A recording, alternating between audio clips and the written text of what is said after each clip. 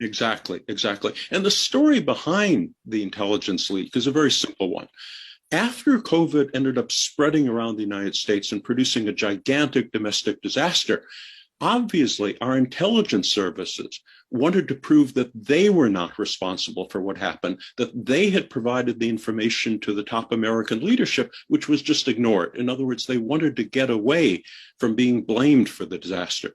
Therefore, 4 separate intelligence sources confirmed to ABC News that the secret report had been provided to the White House and our top leadership in November, describing a potentially cataclysmic disease outbreak taking place in the city of Wuhan, China. The problem with it, the problem they ran into, is then when somebody checked the timeline, they realized in November, there was no cataclysmic disease outbreak in Wuhan.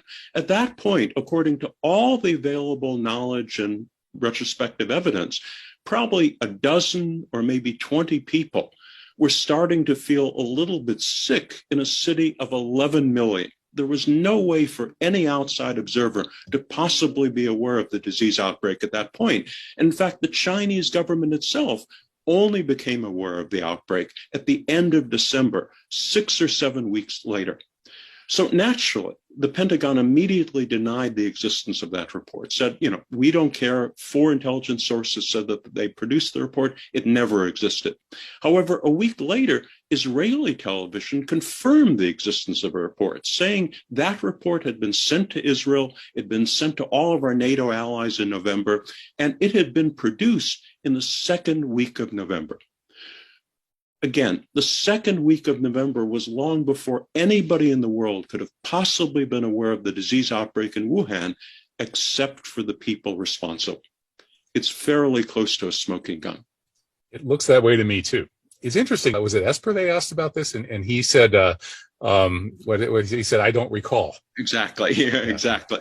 I mean, at that point, again, it was an embarrassment that the report had been provided to these people and ignored until people realized that the dates proved that it was foreknowledge of the outbreak in Wuhan. So in other words, it's one thing to have an embarrassment of the fact that the government ignored a report like that. It's another thing when the report proves who was responsible for the disease outbreak.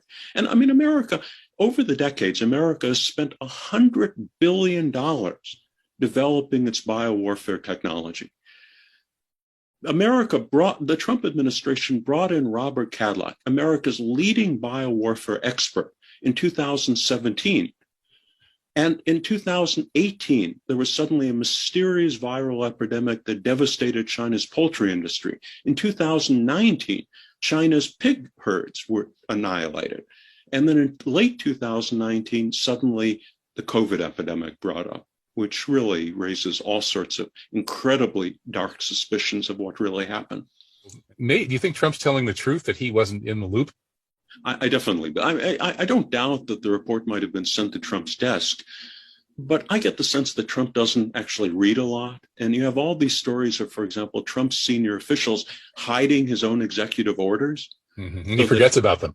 He would forget about them. I mean, we're talking about an administration that really was operating in a very strange way, with the top figures in the administration running circles around the president, ignoring the president. And I fully believe that Trump had absolutely no idea when COVID leaked back to the United States that it was an American biowarfare weapon that was coming to hit us. And that's the reason they ignored it. That's the reason his response was so lackadaisical. The perpetrators who actually were in the loop have somehow raised the alarm in such a way that the U.S. could protect itself. Well, they did to some extent. I mean, for example, Robert Cadillac, again, our top biowarfare expert, from January to August 2019, Cadillac and his department ran something called the Crimson Contagion Exercise, in which federal and state officials in the United States planned out how they would ensure that if a mysterious viral epidemic, a mysterious respiratory virus suddenly appeared in China,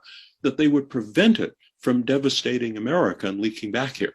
8 months they did it, and the virus of exactly that type suddenly appeared in China a couple of months after the end of that exercise. Now, as it turned out, the training obviously was insufficient. And that's the understatement of the century. It shows that the people involved in launching the attack against China certainly were making efforts to protect America from any backwash, but it proved insufficient. You didn't have to be Sherlock Holmes to figure this out, did you? Absolutely, absolutely. I think there's no way something of this gigantic magnitude can be kept suppressed for much longer.